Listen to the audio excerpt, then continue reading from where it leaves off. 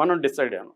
అందుకని ఏం చేసిందామంటే నిన్న ఒకటి కొన్ని లాహోర్ కావచ్చు, పెషావర్ కావచ్చు, ఈవెన్ ఇస్లామాబాద్ కావచ్చు, తర్వాత కరాచీ, ఇటువంటి కీలకమైన ప్రాంతాలు మీద మనం కూడా దాడులు చేసాం.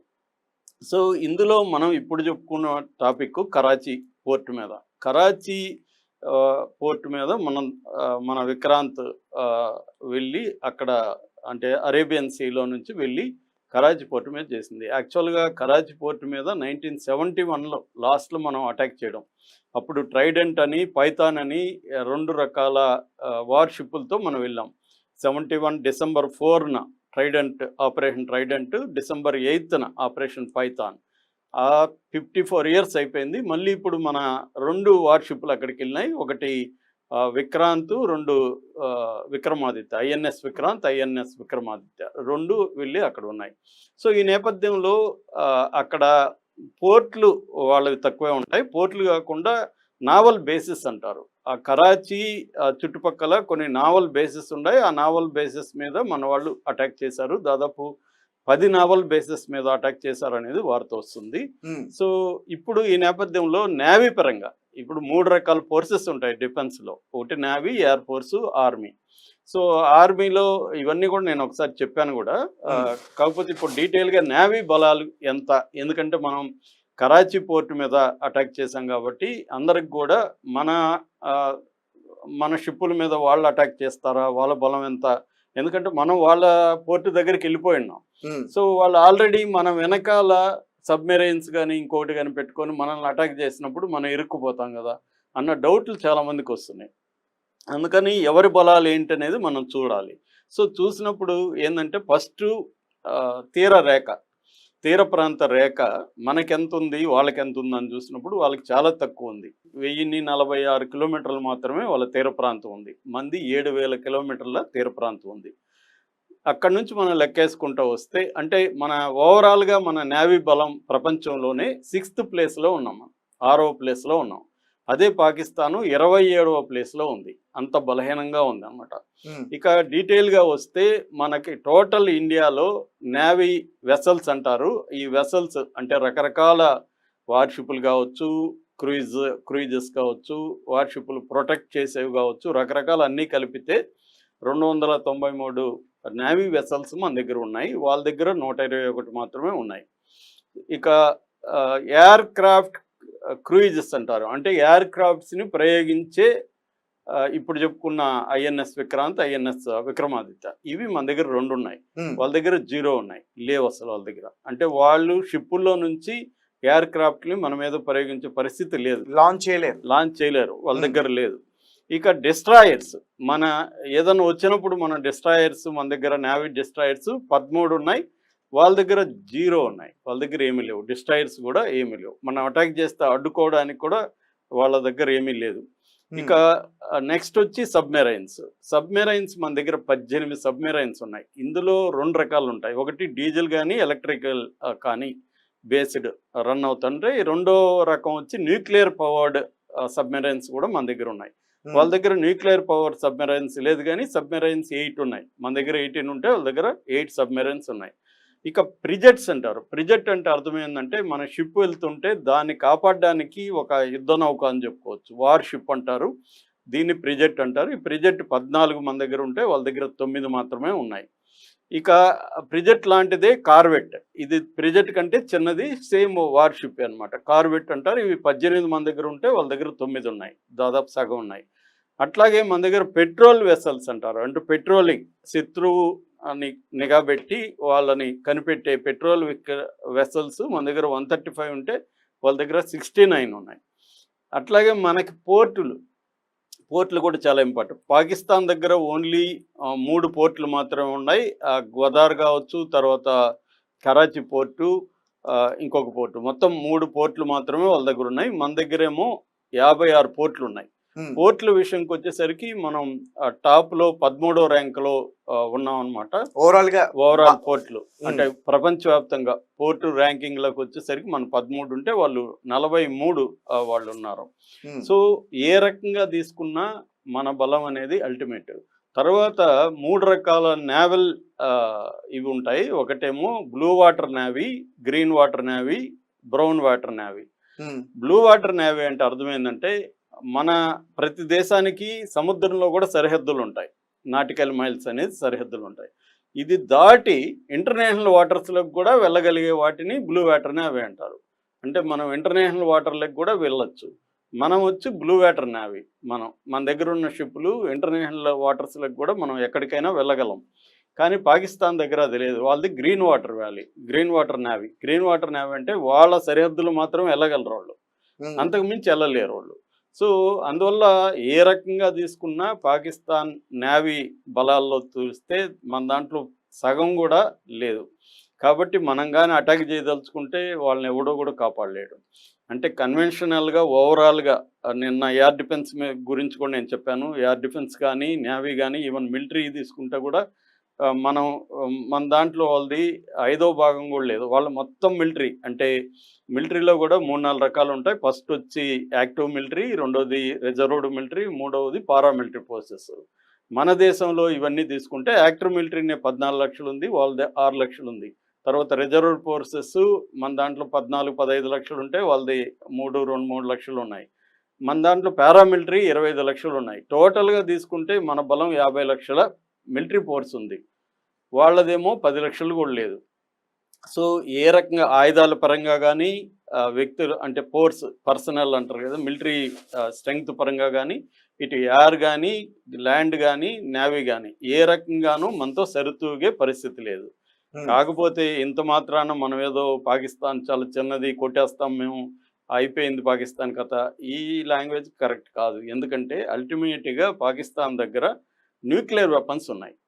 న్యూక్లియర్ వెపన్స్ ఆల్మోస్ట్ మనకు ఈక్వల్గా ఉంది, మనకంటే ఎక్కువ కూడా ఉండొచ్చు. కరెక్ట్గా లెక్కలు తెలియదు కానీ 170-175 వాళ్ళ దగ్గర 178 మన దగ్గర అవన్నీ ఎవరుంటే వాళ్ళు ఒక్కొక్కరు చెప్పేదాన్ని నేను అనేక మంది ఎక్స్పర్ట్లు అది విన్నాను. ఎవరు కరెక్ట్గా చెప్పలేరు. ఎందుకంటే ఆ ఇన్ఫర్మేషన్ వాళ్ళు కరెక్ట్గా ఇవ్వరు. ఏదేమైనా మనతో ఈక్వల్గా అయితే ఖచ్చితంగా ఉన్నాయి. 170-200 అనేది ఇంకా అనవసరం. 10 దాటి నాకు ఎన్నున్నా ఒకటే. ఎందుకంటే ఒకటేస్తేనే చాలా పెద్ద ఎత్తున నష్టం జరుగుతుంది. కాబట్టి వాళ్ళ దగ్గర ఎన్ని ఉంటే ఏం లాభం? వాళ్ళు తక్కువ వేస్తే చాలు, అన్ని వాళ్ళ దగ్గర ఉన్నవన్నీ వేయాల్సిన పనులు మన మీద. కాబట్టి న్యూక్లియర్ ఇప్పుడు మీరు ఏమంటున్నారంటే పాకిస్తాన్ కి ఏదైనా బలమైన ఆప్షన్ ఉంది ఇండియా పైన ఖచ్చితంగా. అందుకని న్యూక్లియర్, అందుకని మనం కూడా ఆల్ అవుట్ వార్ అనేది చెయ్యం. మనం ఆల్ అవుట్ వార్ అనేది అసాధ్యం. ఎందుకంటే మనం చేస్తే మిగతా దేశాలు గమ్మునుండవు. ఎందుకంటే మనతో కుదురుకున్న కాదు ఇది, ప్రపంచం అంతా డిస్టర్బ్ అవుతుంది. అందుకని యుఎన్ జనరల్ సెక్రటరీ కూడా ఇది మీ ఇద్దరి వారిని ప్రపంచం భరించే పరిస్థితిలో ఇప్పుడు లేదని చెప్తున్నారు. ఎందుకంటే ఇప్పుడు మనది ఇవాళ గ్లోబల్ విలేజ్, గ్లోబల్ దీంట్లో అన్నీ లింక్ అయిపోయినాయి. ఇప్పుడు ఫర్ ఎగ్జాంపుల్ పాకిస్తాన్ దగ్గర మన షిప్పులు వెళ్ళి ఉన్నాయి. అక్కడ పాకిస్తాన్కి ఇతర దేశాలకు ఉన్న మ్యారిటైమ్ బిజినెస్ అనేది, వ్యాపారం అనేది, ట్రేడ్ అనేది ఆగిపోతుంది. సో అనేక దేశాలు దానివల్ల ఎఫెక్ట్ అవుతాయి. సో రేపొద్దున చైనా రంగంలోకి దిగుతుంది. ఎందుకంటే పాకిస్తాన్లో $70 బిలియన్ పెట్టుబడి చైనా పెట్టింది, ప్లస్ ఒక $30 బిలియన్ అప్పు ఇచ్చింది. $100 బిలియన్ పాకిస్తాన్లో చైనా డబ్బులు ఉన్నాయి. చైనా గమ్మని ఉండదు కదా, దానికి నష్టం జరిగితే అది ఇన్వాల్వ్ అవుతుంది. ఆల్రెడీ పాకిస్తాన్ మిలిటరీలో 80% చైనా నుంచి తీసుకున్నది. మన దాంట్లో ఏమో 60-65% రష్యా నుంచి తీసుకున్నాం మనం. సో రేపొద్దున చైనా అటు రంగంలోకి దిగుతుంది. మనకి సపోర్ట్ ఉంటుంది. కొన్ని దేశాలు మనకి రష్యా ఉంది, ఇజ్రాయెల్ ఉంది, ఫ్రాన్స్ ఉంది, ఇలాగ మన వైపు వస్తాయి. చైనా పాకిస్తాన్ తో పోల్చుకుంటే భారతదేశానికి చెప్పలేదు. ఏదైనా అంటే రేపొద్దున ఈక్వల్ గా చైనా ఒకటి చాలు కదా, మిగతా ఫ్రాన్స్ ఇట్లాంటి 10 దేశాలతో పోలిస్తే చైనా ఒకటి చాలు. చైనా ఎందుకంటే నెంబర్ 2, నెంబర్ 1లో కూడా కొన్ని విషయాల్లో నెంబర్ 1లో కూడా ఉంది చైనా. అమెరికా ఏమో దిగదు వార్లకి, దానికి అవసరమైతేనే వారు చేస్తుంది తప్ప వేరే దేశానికి హెల్ప్ చేద్దాం అనేది అమెరికాకు ఉండదు. అమెరికా ఫస్ట్ పాలసీ వాళ్ళది. వాళ్ళు ఇరువైపులకి వెపన్స్ అమ్మి ఆనందించగలరు వాళ్ళు. సో పాకిస్తాన్ కూడా రేపు అమెరికా నుంచి వెపన్స్ వస్తాయి, డైరెక్ట్గా రాకపోయినా వేరే దేశాల నుంచి కూడా పంపించగలరు. అట్లాగే రేపు పాకిస్తాన్కి ఇరాన్ ఉంది, ఆల్రెడీ టర్కీ వెపన్స్ ఇస్తుంది, చైనా ఎలాగో ఉంది. టర్కీకి సంబంధించిన కొన్ని నావిక ఆల్రెడీ వచ్చాయి. రేపొద్దున గల్ఫ్ కంట్రీస్ కూడా, ముస్లిం కంట్రీస్ ఫైనల్గా ఒకటైపు వస్తాయి. సో ఇండియా వైపు నిలబడవు. కాబట్టి అల్టిమేట్గా వార్ అనేది ఇరువైపులా నష్టమే. పాకిస్తాన్కి ఒక కన్ను రెండు కన్నులు పోవచ్చు, మనకు ఒక కన్ను పోవచ్చు. కానీ మన స్ట్రెంగ్త్ కూడా చాలా ఇబ్బందుల్లోకి వెళ్ళిపోతాం మనం కూడా ప్రజలు. ఎందుకంటే వాళ్ళది ఆల్రెడీ బెయిల్అవుట్ మీద బతుకుతుంది. 24 బెయిల్అవుట్లు ఇచ్చారు ఇప్పటి వరకు ఐఎంఎఫ్.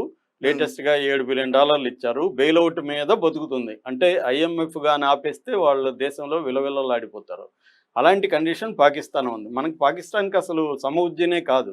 మనమేమో 5వ ప్లేస్లో ఉన్నాం. మనకి గోల్ ఏంటి? 3వ ప్లేస్కి వెళ్ళాలి. సో 3వ ప్లేస్కి వెళ్ళగలం కూడా. ఎందుకంటే చైనా మీద టారిఫ్స్ ఇవన్నీ పెట్టడం వల్ల చైనాలో ఉండి బయటకు వచ్చేసిన అనేక క్యాపిటలిస్ట్ కంపెనీలు మన దేశంలో పెట్టుబడులు పెట్టే అవకాశం ఉంది. మనకి రైజింగ్ ఇది ఉంది ఇండియాకి. ఇటువంటి పరిస్థితుల్లో యుద్ధం అనేది మనల్ని ఒక 50 ఏళ్ళు వెనక్కి తీసుకెళ్ళిపోయే అవకాశం ఉంది. కాబట్టి ఇదంతా కూడా ఏంటంటే ఎస్కలేటరీ లీడర్ అంటారు. ఎస్కలేటరీ లీడర్లు అంటే యుద్ధం పెరిగే ఒక నిచ్చెన అనుకుంటే దాంట్లో ఇప్పుడు అట్టడుగున ఉంది తప్ప మధ్యలోకి కూడా వెళ్ళరు కూడా. ఇరువైపున వెళ్ళరు. ఆల్రెడీ ఇరాన్ ప్రైమ్ మినిస్టర్ ఇండియాకి వచ్చాడు. ఇప్పుడు పాకిస్తాన్కి వెళ్తున్నాడు రేపు. ఆల్రెడీ సౌదీ అరేబియా ప్రధానమంత్రి రేపు వెళ్తున్నాడు. Marco Rubio American foreign minister ఆయన వెళ్తున్నారు. ఇరాన్కి సంబంధించిన విదేశాంగ మంత్రి అదే పాకిస్తాన్కి వెళ్ళిన తర్వాత అదే వీళ్ళిద్దరి మధ్య సయ్యద్ కుదిరి అంటే నేనేం చెప్పదలుచుకున్నా అంటే ప్రపంచం చూస్తూ ఊరుకోదు. అనేక దేశాలు కూడా ఇన్వాల్వ్ అవుతాయి. యుద్ధాన్ని ఆపడానికి ట్రై చేస్తాయి. మనం కూడా యుద్ధాన్ని కోరుకోవట్లేదు. పాకిస్తాన్ ఎంతవరకు మనల్ని కెలిగితే మనం రివర్స్లో కెలుగుతాం. అంత తప్ప ఏం లేదు. కాబట్టి నేను అనుకోవడం కాదు, నేను వరల్డ్ వైడ్ ఎక్స్పర్ట్ల అభిప్రాయాలంతా వింటున్నాను, చదువుతున్నాను. వాళ్ళందరూ చెప్పేది ఏంటంటే మోస్ట్లీ వార్ అనేది నెక్స్ట్ లెవెల్కి వెళ్ళదు. పాకిస్తాన్ కొద్దిగా ఎస్కలేట్ చేసి మళ్ళీ డీఎస్కలేట్కి వెళ్ళిపోతుంది. అంటే కొంచెం వాళ్ళకి ఏంటంటే వాళ్ళ దేశంలో కూడా వాళ్ళు ప్రూవ్ చేసుకోవాలి కదా. ఇప్పుడు అసీం మునీర్కి ప్రాబ్లం ఏంటి? వ్యతిరేకత విపరీతంగా ఉంది. ఆ వ్యతిరేకతను ఆపాలి కదా. ఆపాలంటే యుద్ధం వస్తే దేశం అంతా అతను వెనుకుంటుంది. ఇటువంటి దీంట్లో వాళ్ళు చేస్తున్నారు. మనకైతే మోడీ ప్రభుత్వం ఏమాత్రం మనం యుద్ధం చేయాలనే మూడ్లో మనం లేము. ఎందుకంటే మనకి వేరే వ్యవహారాలు ఉన్నాయి. మనం అభివృద్ధి కావాలి, మనకు గోల్స్ ఉన్నాయి. వాళ్ళంటే ఆ గోల్స్ లేవు. వాళ్ళకి సర్వైవల్లో ఇబ్బందుల్లో ఉంది. కాబట్టి రెండోది యుద్ధం చేసే కెపాసిటీ పాకిస్తాన్కి ఈ మిలిటరీ వ్యవహారం కాదు, డబ్బుల పరంగా కూడా లేరు. ఇప్పుడు యుద్ధం అంటే డబ్బు ఇచ్చేవాడు కూడా ఆపేస్తాడు కదా. కాబట్టి వాళ్ళకి అన్ని రకాల ఇబ్బందులు ఉంది. మనతో పోలిస్తే పాకిస్తాన్ కూడా నెక్స్ట్ లెవెల్కి వెళ్ళదు. కాకపోతే కొంత ఇబ్బందులు అయితే క్రియేట్ చేస్తుంది. దాన్ని ఇండియా గట్టిగా ఎదుర్కొంటుంది. సార్ అలాగే ఇప్పుడు కరాచీ పైన అటాక్ చేసిన తర్వాత మన నేవీ దళాలు అయితే ముఖ్యంగా అక్కడ దావూద్ ఇబ్రాహిం ఉంటున్నాడు, గత కొన్నేళ్ల నుంచి అతన్ని పట్టుకున్నారంటూ కూడా చెప్తున్నారు. ఆర్మీ చేతికి చిక్కారంటూ కూడా చెప్తున్నారు. మనకి దావూద్ ఇబ్రాహిం నెంబర్ 1 టెర్రరిస్టు. అతని మీద $25 మిలియన్ బౌంటీ అంటారు. తల మీద బౌంటీ ఉంది. సో అతన్ని మనం ఇప్పటి వరకు పట్టుకోలేకపోతున్నాం. 93 నుంచి మనం వెతుకుతున్నాం అతన్ని. యాక్చువల్గా 86లో తర్వాత అతను వెళ్ళిపోయాడు. 93లో ముంబై బ్లాస్ట్లు జరిగాయి. అతని ఆధ్వర్యంలోనే దాదాపు 257 మంది చనిపోయారు ముంబై బ్లాస్ట్లు. ఇతను టైగర్ మమూన్. వీళ్ళిద్దరిని కూడా ఇప్పటి వరకు మనం పట్టుకోలేకపోతున్నాం. సో అతను చాలా సార్లు ఇంటర్వ్యూలు ఇస్తున్నాడు. గత కొంతకాలంగా మాత్రం అతను ఎక్కడ కనిపించట్లేదు. అతను చనిపోయాడని కూడా పుకార్లు వచ్చాయి. కానీ కన్ఫర్మ్డ్గా అతనైతే బతికే ఉన్నాడు. మొన్నటి వరకు అతను అబ్దుల్ గంజి బాబా దర్గా ఏరియాలో 2022 వరకు అతను ఉన్నట్టుగా అయితే క్లియర్గా మనకి ఇన్ఫర్మేషన్ ఉంది. దాని తర్వాత ఆగాఖాన్ యూనివర్సిటీ హాస్పిటల్లో ఉంటున్నాడు. ఎందుకంటే అతనికి 69 ఏళ్ళు నిండిపోయినాయి. 70 ఏళ్ళు అనుకోవచ్చు. డిసెంబర్ 26, 1955 అతను పుట్టింది. సో 70 ఏళ్ళు వచ్చాయి. 70 ఏళ్ళు వచ్చాయి కాబట్టి అతనికి ఆల్రెడీ హెల్త్ ఇష్యూస్ ఉన్నాయి కాబట్టి హాస్పిటల్లో ఇక్కడ నేను చెప్పిన యూనివర్సిటీ ఆగాఖాన్ యూనివర్సిటీ హాస్పిటల్లో ఉన్నాడు అనేది ఒక వార్త. ఇంకొక వార్త ఏంటంటే అతను మిలిటరీ అకాడమీ దీంట్లో ఉన్నాడు అని ఒక వార్త. అంటే మిలిటరీ సెక్యూరిటీ దీంట్లో కయూమాబాద్ అంటారు. ఆ కయూమాబాద్ దీంట్లో ఉన్నాడని కూడా ఒక వార్త వస్తుంది. ఏదేమైనా కరాచీలోనే అతను ఉన్నాడు క్లియర్గా. ఎందుకంటే కరాచీ అనేది commercial capital city of Pakistan. కాబట్టి ఆయన అక్కడ ఉన్నాడు. అతనికి మిలిటరీ సెక్యూరిటీస్ ఉంది. ISI ఆధ్వర్యంలో అతను ఉంటున్నాడు అనేది చెబుతున్నారు. కాబట్టి ఇప్పుడు మన వాళ్ళు అక్కడికి వెళ్ళిపోయి ఆల్రెడీ 10 నావల్ బేసిస్ మీద అటాక్ చేశారు. కరాచీ పోర్టు దగ్గర మన Vikrant and Vikramaditya, IN Vikrant, INS Vikramaditya, ఈ రెండు మన ఎయిర్క్రాఫ్ట్ క్రూయిజ్ షిప్పులు అంటారు వీటిని. అంటే దీంట్లో నుంచి ఎయిర్క్రాఫ్ట్స్ని ప్రయోగించవచ్చు. సో వీళ్ళు వెళ్ళి కరాచీ పోర్టుని పట్టుకునే పరిస్థితిలో ఉన్నారు. అంటే ఒక రకంగా కరాచీ పోర్టుని బ్లాక్ చేసేసారు. ఇప్పుడు వాళ్ళు ఏం చేయాలి, మన షిప్పుల మీద అటాక్ చేయాలి. అటాక్ చేయాలంటే ఆల్రెడీ వాళ్ళ దగ్గర 8 సబ్మెరైన్స్ ఉన్నాయి కాబట్టి ఆ సబ్మెరైన్స్ సముద్రం లోపల మన షిప్పుల్ని అటాక్ చేయడానికి మన వెనకున్నాయని చెప్తున్నారు. అంటే వెనక నుంచి అటాక్ చేయడానికి. అయితే అది ఇండియా కూడా పసిగట్టి, ఇండియా ఎందుకంటే ఇవన్నీ కూడా పసిగట్టే టెక్నాలజీ కూడా ఇండియా దగ్గరకు ఉంది. సో ఇండియా దగ్గర కూడా దాదాపు 18 సబ్మెరైన్స్ ఉన్నాయి కాబట్టి మన వాళ్ళు కూడా ఆ సబ్మెరైన్స్ ధ్వంసం చేసే టెక్నాలజీ మన దగ్గర ఉంది. కాబట్టి ఏ రకంగా తీసుకున్నా పాకిస్తాన్ మన వాళ్ళని అటాక్ చేసే పరిస్థితి సీ పరంగా లేదు. నేను ఇంతకు డీటెయిల్గా ఆల్రెడీ చెప్పాను. సో ఈ దావూద్ ఇబ్రహీంని పట్టుకున్నారు అన్న వార్త మాత్రం వైరల్ అవుతుంది. ఇది కన్ఫర్మేషన్ అయితే మిలిటరీ నుంచి రాలేదు. అవును. అంటే పట్టుకున్నా కూడా మన వాళ్ళు ఇమ్మీడియట్గా చెప్పరు. ఎందుకంటే పట్టుకొని ఎందుకంటే చాలా విషయాలు అతనికి తెలుసు కాబట్టి అతని ప్రస్తుతంలో రేపు పెట్టే అవకాశం ఉంది అనేది ఒకటి. లేదు దావూద్ ఇబ్రహీం ఉన్న స్థావరం మీద మన వాళ్ళు మిసైల్స్ వేశారు, అతను చనిపోయాడని కూడా ఒక వార్త వస్తుంది. ఇదంతా కన్ఫామ్ అవ్వట్లేదు. ఎందుకంటే సార్ అంటే ఇక్కడ మధ్యలో అంటే అంత కన్ఫర్మ్డ్ గా దావూద్ కరాచీలో మన మిలిటరీ దిగిందా? మిలిటరీ దిగలేదు. షిప్పుల్లో మిలిటరీ దిగాల్సిన అవసరం లేదు. ఇవాళ మనం మన ప్రాంతంలో ఉండే కొట్టచ్చు. ఇప్పుడు వరకు మనం చేస్తున్నదంతా మన ప్రాంతంలో నుంచి కొట్టాం. మనం అసలు వాళ్ళ ఎయిర్ స్పేస్లోకి వెళ్ళలేదు, వాళ్ళ దీంట్లోకి ఎక్కడా వెళ్ళలేదు మనం. అంటే మనం అంతర్జాతీయ ఒప్పందాలని